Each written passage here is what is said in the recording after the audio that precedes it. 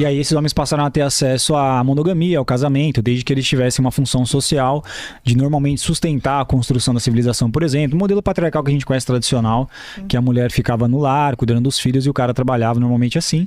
E aí, a minha perspectiva, resumindo, é justamente isso, que vem o feminismo, com todos esses movimentos de libertação da sexualidade feminina, como a revolução sexual, por exemplo, os meios contraceptivos, o sufrágio, a libertação da mulher para trabalhar, incentivo, e aí ela se liberta dos homens.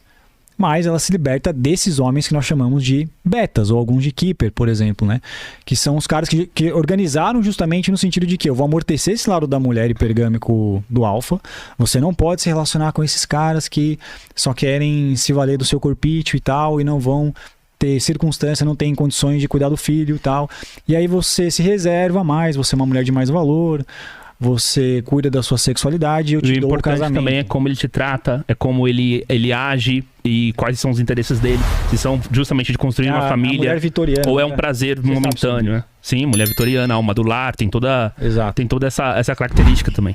E o feminismo vem e liberta essas mulheres desses homens. E novamente parece que começa a surgir, assim como era no Paleolítico, essa inclinação dessas mulheres se libertando sexualmente para esses homens novamente mais destacados, mais viris. Então, o feminismo libertou as mulheres, no caso, para estes homens. Estes homens estão com uma vida muito mais fácil hoje. Muito mais fácil. Mas a maioria dos homens, né, a grande maioria, que é quase uma maioria silenciosa, não tem essa facilidade, por exemplo, de outros tempos. Para eles era até mais comum eles terem família cedo, adquirirem uma responsabilidade paternal cedo, mas também tinha os seus benefícios, né? Sim. Mas qual que é a sua opinião sobre isso? Você acha que isso é verdadeiro? Tem substância ou você acha que... Cara, sim, assim, ó, na verdade o movimento feminista, ele é muito mal explicado pelas pessoas, né? Existe uma... Na verdade, se a gente for falar, por exemplo, da época do sufrágio que tu citou, né? Eu acho muito interessante essa época porque esse é sempre um argumento que eu escuto, né? Ah, mas você não poderia nem votar se não fosse pelo feminismo. Erradíssimo.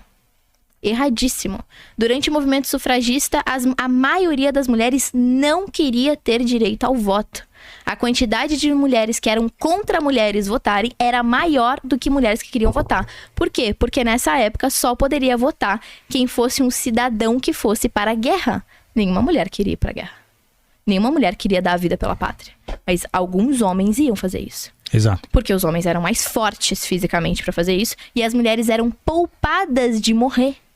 Então as mulheres ficavam em casa, sendo protegidas e sendo poupadas e sendo cuidadas.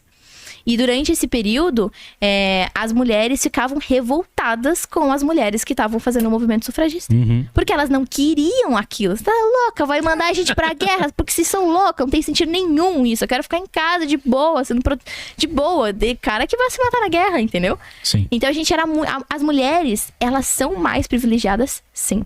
E elas sempre foram mais privilegiadas e poupadas e protegidas, sempre. Hoje em dia ainda você considera? Sempre, sim. Sim. É óbvio que... não foi combinado, hein, rapaziada? Deixa eu explicar uma coisa. Quando eu falo que eu sou antifeminista, que eu explico tudo isso, as pessoas acham que eu tô defendendo os caras baterem nas mulheres, não sei o quê. Não tem nada a ver. É óbvio que eu não defendo o homem bater em mulher. É óbvio que eu não defendo isso. Eu não defendo nada disso. Mas o fato é, as mulheres sempre foram poupadas e privilegiadas. A mulher só pode votar não por causa do movimento sufragista, mas sim porque o marido de uma mulher que não fazia nada de movimento sufragista levou ela para votar porque ele tinha esse poder. E a partir daí as mulheres começaram a votar. Foi cedido esse direito às mulheres graças a um homem. Exatamente. Não foi as mulheres que lutaram, entendeu? Então assim, conta-se toda uma história para as mulheres.